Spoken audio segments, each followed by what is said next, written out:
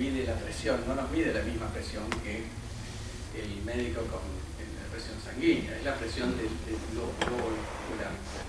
Es interesante, el que inventó el tonómetro, como se llama, es para medir la presión ocular, fue en 1903, 4 por ahí.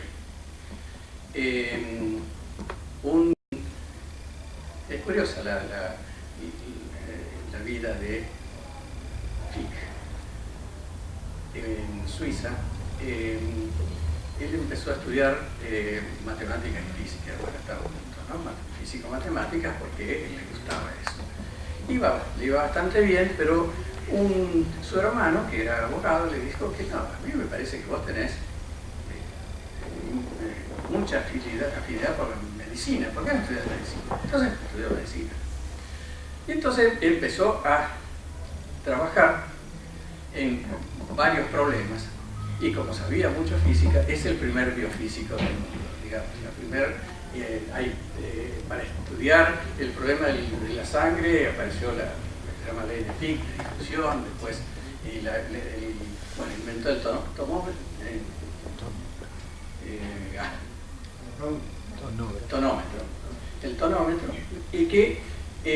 pero además con un sobrino que tiene el mismo nombre, Adolf Fick, por eso a veces se confunde, fabricaron el primer lente de contacto y lo usaban y todo, no sé cómo, pero bueno, estamos hablando de esa época. Bueno, lo cierto es que entonces la presión esta depende del ocular, depende de la relación glucosa-sorbitol, si está en el anillito o separado. Entonces es muy importante mantener esa relación para que no sea muy baja ni muy alta, y para eso está la aldosa reductasa, para convertir en uno y otro el proceso y mantener la presión. Ahora, ¿qué pasa? Para que esto pase de un lugar a otro es necesario, es decir, para la transmisión necesitan protones extra. Como esta cavidad es muy pequeña y se puede bloquear, ¿de dónde llegan los protones? Bueno, eso es lo que se llama el sitio activo de una proteína, es decir, de una enzima. La enzima es grande y hay ese sitio activo. Uno dice, ¿para qué? Podría ser más chiquito. Bueno, para algo es, porque todo esto sirve para apoyar el sistema de lo que va a hacer después. Y lo que nosotros ponemos que hay que transformar se llama sustrato. Ahora bien, se observa, cuando uno ve la estructura R2X, que aquí hay huecos, digamos, como canales, como tubos, que se llenan de agua. Entonces, es muy probable que estos, justamente para sacar o afuera o capturar protones, se utilice el agua como camino, como ruta para conectar una cosa con otra. Es decir que aquí tenemos que el agua juega un papel muy importante en esto. Y este es un ejemplo que no quiero para que lo sigan, es lo que se llama la anhidrasa carbónica. También es una enzima, esta es una enzima que es muy rápida, tiene que rápidamente convertir el anhídrido carbónico y movilizarlo en ácido carbónico en la sangre para mantener la acidez de la sangre. Es decir, aquí tiene que ser, es una enzima, es la enzima más rápida que se ha detectado. Y entonces, cuando hacían los estudios que se llaman enzimología, los químicos, entonces veían que era muy rápido y demasiado rápido, porque capturar protones del agua que está moviéndose por todas partes no era una cosa apropiada. No daba la estructura, no brindaba, es decir, la falta de estructura no brindaba la velocidad que necesariamente tenía. Entonces dijeron, bueno, acá lo que debe haber son moléculas de agua que se mueven menos que antes, menos que las otras. Digamos que uno llamaría agua ligada, ¿no? Y por años Y bueno, era así porque no había más remedio hasta que se hicieron las estructuras de rayos X y se detectaron las moléculas de agua que están aquí. Bueno, este es el ejemplo de por qué, cómo van pasando los protones, que no importa. Es decir, nos queda bien claro que el agua participa de la actividad enzimática. No solo para mantener la estructura, sino en la actividad enzimática. Entonces, ya les vamos aquí acumulando propiedades al agua para jugar con las proteínas. Cada proteína tiene que tener una estructura para tener la función apropiada, y eso habíamos visto si tenían un grupo hemo, si no lo tienen, etcétera, etcétera.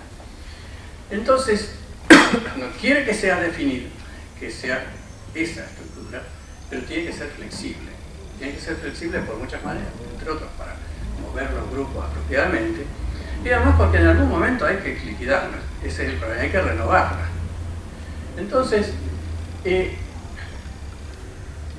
nosotros vivimos en un rango muy pequeño de temperatura y presión. ¿Sí? Para el ser humano, la presión de una atmósfera más o menos muy poquito, porque aunque si llegamos demasiado alto en la montaña ya nos apunamos, y si seguimos y si nos introducimos en el mar también nos vamos a morir. Es decir que hay un rango de presión muy estrecho comparado con las presiones que uno puede encontrar en la Tierra, y también un rango de temperaturas también estrecho. De hecho, no todos los seres vivos tienen los mismos rangos óptimos. Es decir, hay lo que se llaman las bacterias criófilas, que son de muy bajas temperaturas, o las termófilas, que están a altas temperaturas. Y entonces, ¿qué ocurre? La naturaleza tiene que armar algo, las proteínas en este caso, que se armen y se desarmen apropiadamente. Y entonces, para conseguir ese rango del cual sobrevive, y si se va por aquí desaparece, y que a veces hay que hacerlo porque hay que hacerlas desaparecer para, es decir, que se desarman para armarlas de nuevo y acomodarlas. Es decir, hay una renovación continua de todo nuestro organismo y los seres inferiores también. Entonces hay una cosa que es importante.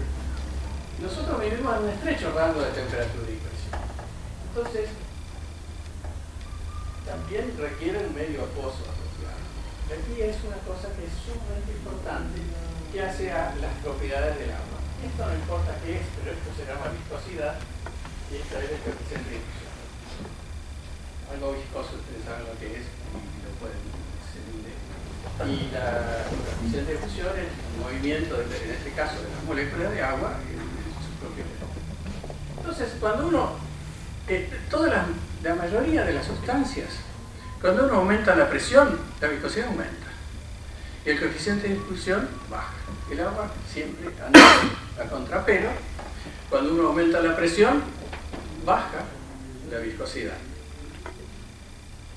Pero no tanto, porque cuando uno llega alrededor de 1 kilobar, son 1000 atmósferas, comienza a cambiar y comienza a subir.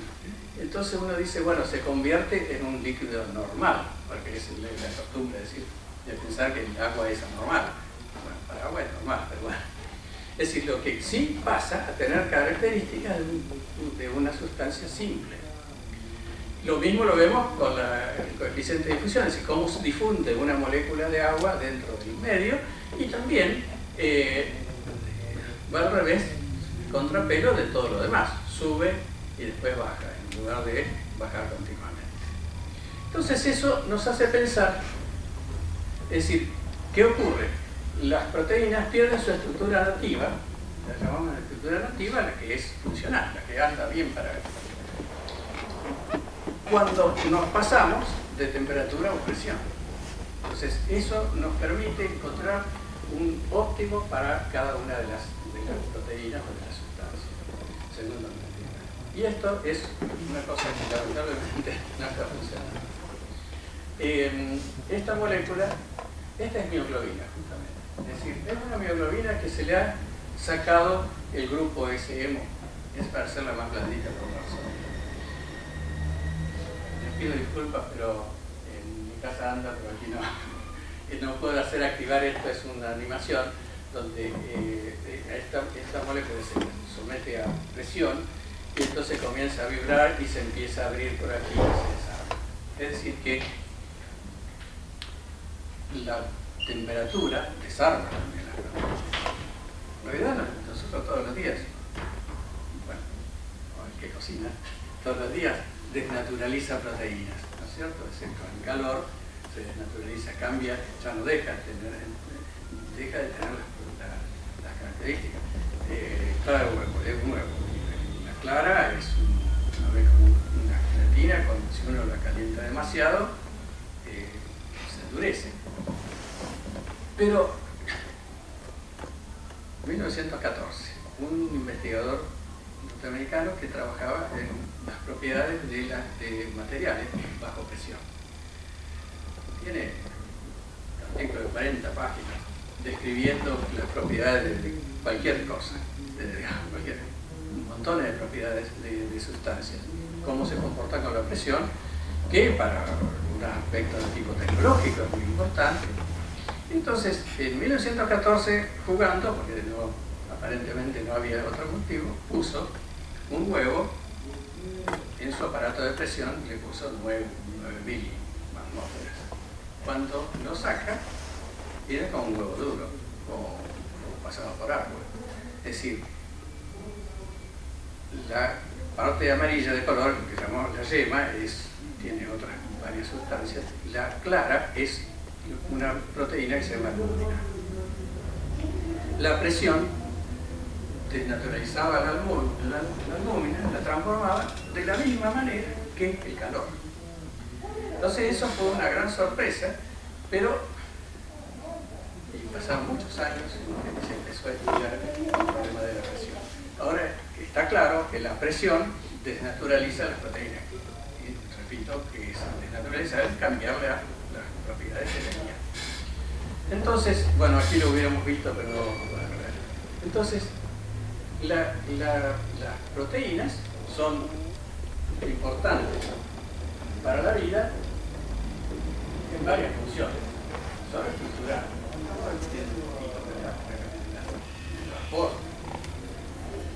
Actividad catalítica, y por otra parte el agua contribuye al mantenimiento de la estructura proteica estructurales, al mecanismo enzimático en el caso de la actividad catalítica y al transporte, para el transporte de sustancias.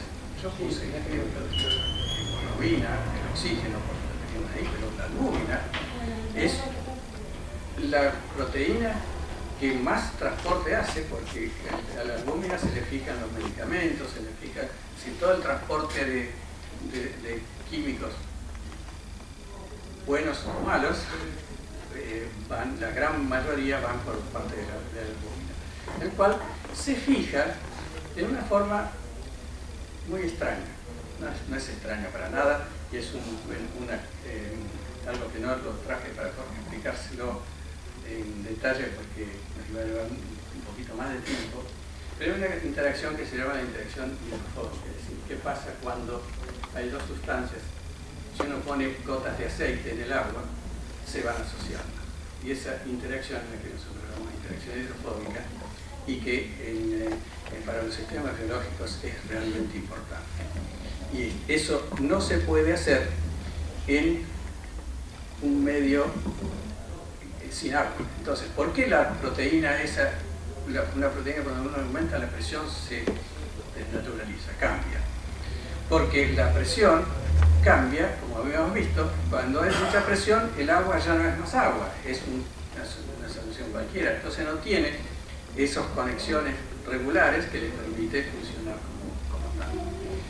Eso lo vamos a dejar para alguna otra charla, el detalle. Pero realmente entonces tenemos todo este tipo de comportamiento y vemos que las funciones de la proteína están muy ligadas a la estructura, al funcionamiento del agua dentro de cada sistema.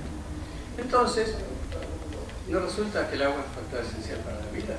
Sí, claro, todos sabemos porque tomamos agua, pero acá tenemos un poquito más de detalle. Entonces, también podríamos decir que el agua es la matriz de la vida, porque de alguna manera esa estructura es la que no está. Es una estructura totalmente lábil, la tocamos y se desarma, pero nos está permitiendo mantener estructuras tan rígidas como son los huesos. Los huesos son esencialmente colágeno falsificado. Yo había revelado del secreto de la vida. Y el secreto es la palabra. La complejidad de la vida excede totalmente. Pero en realidad la ciencia todos los días nos da un pedacito, algo más, que podemos aprender. Sabemos, es decir, esto es como llegar a este secreto, así decirlo, es como la estrella polar para los navegantes. Lo guían, pero saben que nunca van a llegar, y eso es lo que nos pasa a nosotros. Hablamos de agua, y esto no lo leí yo, lo traduje, ¿no? Simplemente de todas las sustancias inorgánicas el agua es la más maravillosa. ¿Con qué podemos comparar el poder de este elemento universal, por gloria y por belleza? ¿Cómo podremos seguir su eterno cambio? Sería como intentar contar. Muchas gracias.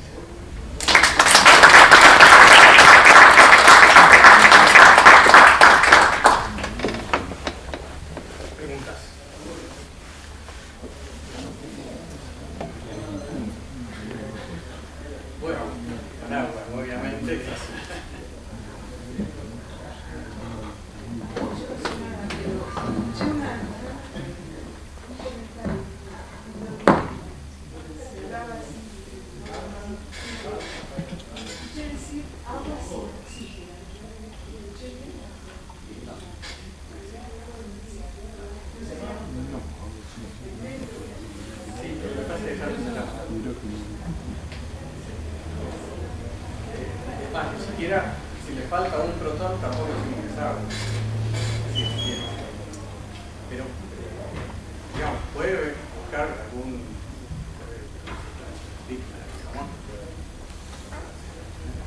en realidad eso de la estructura del agua, digamos, ese tipo de no es único del agua. Lo que pasa es que es el más notable. Si uno compara este tipo de si hay líquidos que son un montón de bolitas, están empaquetadas, corrosibles, pero en cambio el agua no. Es decir, lo interesante es que hay una cierta distancia particular y unas estructuras particulares dentro del agua. Que en ciertas sustancias también que son de líquidos, hay alguna de esas cosas, pero es como está a 300 metros de distancia, es mucho menor.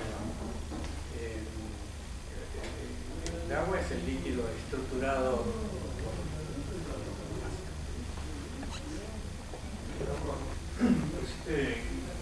Hablando de en la misma transparencia en proteínas, secreto de la vida, a uno se le viene naturalmente la idea, se difunde los medios de que el secreto de la vida es el ADN y no la proteína. ¿Cuál es la relación entre...? En realidad es pocas cosas.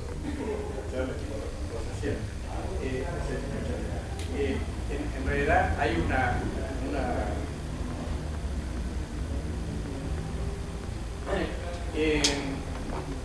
evidentemente el mensaje genético, los planos para construirnos están en el ácido nucleico, no en ahí.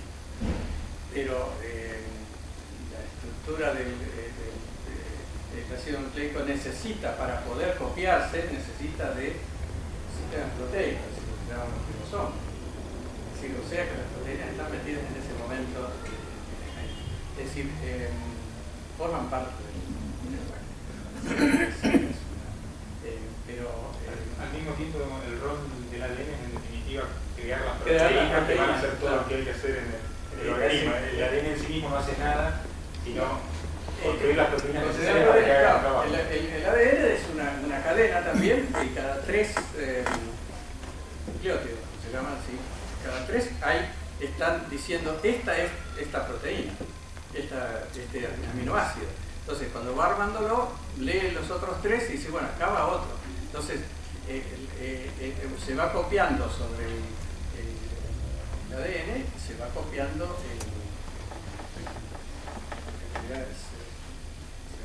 sobre el ARN. Es decir, hay una cadena el ADN tiene el código que lo transfiere al ARN para que se copie y se haga una proteína. Es eso. Es más complejo que eso. Recientemente me aparecen muchas cosas. Es decir, todos los días aprendemos algo nuevo. Sí, lo que aprendimos de código genético, etcétera, etcétera, en 1970, no es exactamente lo que hay ahora, digamos. Es decir, por eso es muy difícil decir que es un proceso que vamos avanzando y cada vez más sorprendente. Una pregunta, Sí. o sea, ¿se puede hablar de algún tipo de vida sin agua? No como la conocemos nosotros. Es decir, A nivel bacteriano o algo así tampoco.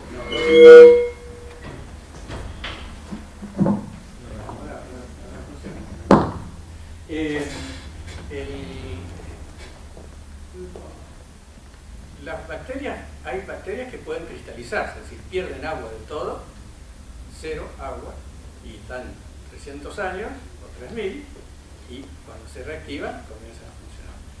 Los virus son semivivos, si no pueden vivir por su cuenta, pero de cualquier manera no hay, sin agua no hay ninguna sustancia que nosotros sepamos, porque podría armarse quizás, seguramente se puede armar de otra manera, pero no nada.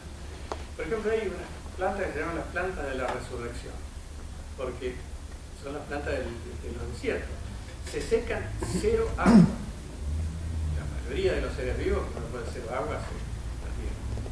Llueve y el día siguiente están floreciendo. Es decir, se recupera.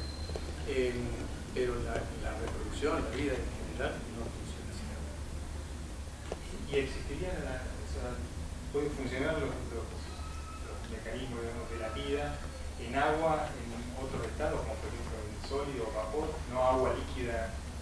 Bueno, en principio porque estamos fuera del rango de... Las proteínas no pueden cumplir su función. Claro, no porque se naturalizaría, fuera de temperaturas demasiado bajas. Es decir, las proteínas se desnaturalizan si uno las calienta mucho o las enfría mucho. Es decir, el enfriado, hay menos detalles sobre qué es lo que ocurre cuando se enfría, pero es muy similar a lo que pasa cuando uno aplica presión. ¿Hay organismos que pueden permanecer vivos por debajo de 0 grados con agua congelada? Sí, permanecer vivos sí, no pueden reproducirse, pero lo mismo que cuando se secan, si uno está seco, han cristalizado los virus. Entonces, pueden mantenerse, estar en un estado, pero no necesariamente, tiene que ser muy específico, porque hay muchas proteínas que directamente al enfriarlas, aunque no se congelen, se naturalizan. Hay un juego que es que el calor y la presión y la temperatura dentro de ciertos rangos, dice, bueno, ahora no es funcional, pero si uno no exagera, al volver al estado natural, digamos, se recupera su función. Y a veces llega un momento en que no pasa. Es el problema, es decir, últimamente nosotros estamos trabajando mucho en proteína de impresión y el frío es muy parecido. Sí. Primero felicitarle por la exposición. El secreto de la vida, se hablaba de las proteínas. Una de las proteínas que se está o que ya se sintetizó, como la insulina, que ya se hace en laboratorio, es posible hacer más proteínas de mayor amplitud de aminoácidos. A lo que me refiero es, ¿se podrá fabricar proteínas que ya den el inicio de la vida en realidad? Bueno, en realidad uno puede fabricar proteínas este momento se pueden producir proteínas artificiales, en el sentido, no solo artificiales para copiar una, sino inventarlas, por así decirlo. Pero necesitan, es decir, tienen que tener una funcionalidad apropiada para el organismo que se va a hacer, es decir, en el cual va a funcionar. Necesitamos un organismo, ¿no? Digamos, aun cuando vayamos a lo más elemental, una bacteria, la bacteria más simple, está compuesta de montones de proteínas, ¿cierto? Entonces, uno puede modificar, y de hecho se modifican ciertas proteínas para lograr algún efecto especial. Cuando hay algún error genético, también las proteínas salen mal y no cumplen exactamente la función, pero uno todavía no existe nada que funcione por su cuenta. Sí, en el tema anterior, se genera, puede ser algo medio paradójico con respecto a que el ADN transcribe las proteínas que nos van a ayudar a transcribirse. Sí. Y bueno, claro, en realidad es decir, para producir ADN hace falta una estructura particular, es decir, para poder copiarla, para poder y a su vez siempre, la pregunta es ¿qué nació el huevo o la gallina? ¿No es cierto? Y eso es aparentemente el ADN no es el iniciador, sino el ARN, sino el desoxirribonucleico, sino el ribonucleico. Que en los sistemas actuales casi todo uno lo piensa en términos de que es uno de los auxiliares. Sin embargo, aparentemente los primeros seres vivos eran cuasi vivos, porque los virus son medio extraños, son virus con ARN solamente.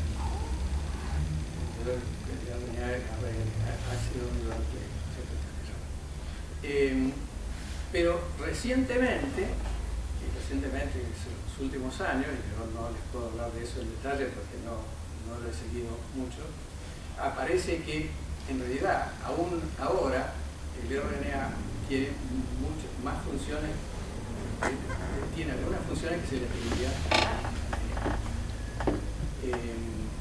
están jugando ahí. Pero casi seguramente el primer elemento cuasi genético, digamos, fue el ADN. El ADN es una construcción más elaborada, ¿no? para el mecanismo superior. La facultad de... Con cuánto hemos avanzado lo que dice el libro de biología, por ejemplo, que el libro que dice en las primeras páginas que somos fórmulas espirituales. Claro, sí, Cookie lo dice por lo menos. Sí, no, el cambio en los últimos años es tremendo. Yo en realidad estudié biología más o menos más profundamente después de la licenciatura en física, porque estaba interesado en esto, pero lo que yo estudié ya no sirve, digamos, no es que no sirve, sino que ha avanzado muchísimo. De hecho, no estoy al día absolutamente con todo. Ese es un problema feo, porque uno le gusta integrar. A veces uno entra en un camino que, bueno, aprendió mucho de esto, pero no lo puede conectar. Sí. Sí, a veces usted, profesor, que socialmente ocurre que a veces hay una cierta inequidad que deja a muchos sectores de la población en condiciones de no poder alimentarse bien, o simplemente, por ejemplo, también la universidad tiene un comedor universitario. ¿Cuáles son las expectativas, por ejemplo, que puede tener usted con respecto a la comida biooptimizada? La Facultad de Arquitectura de la UBA ha podido hacer menú muy económico para los estudiantes por la obra, se utiliza con eso. Después se podría trabajar se podría mandar a otros medios, comedores, de distintas características, para hacer esa comida reutilizada, la extracción del agua, del alimento, plantea un proceso que podría tener consecuencias. ¿Cuáles son las expectativas que tienen? No. Lo que explica que la liofilización. Sí, la liofilización se utiliza muchísimo. Es el quitarle el agua. Pero no se puede quitar el agua evaporándola. Ahí es donde se desnaturaliza ese estilo. Es decir, lo que hay que hacer es congelarla y después entonces quitar el agua. Es decir, ¿por qué? Al congelar, es decir, queda la... que además, bueno, no voy a seguir hablando del frío, pero lo que uno tiene que mantener es la estructura que no colapse, no como el colágeno que cuando le saca el agua colapsa, pero si uno lo congela y lo empieza a secar, digamos, a extraer en vacío, hacerle vacío, ¿no? Y sin calor, se empieza a rigidizar y después queda con la estructura de tal manera que si uno le agrega el agua, se estira. En la comida en general liofilizada es sin huevo, claro. Lo que pasa es que cambia a veces un poco de gusto, pero un huevo liofilizado es perfecto, es lo mismo. Bien hecho no altera la estructura de la proteína. O sea que después humectándola puede recuperar. ¿No podría tener consecuencias nocivas para el No, pero no, el problema del secado es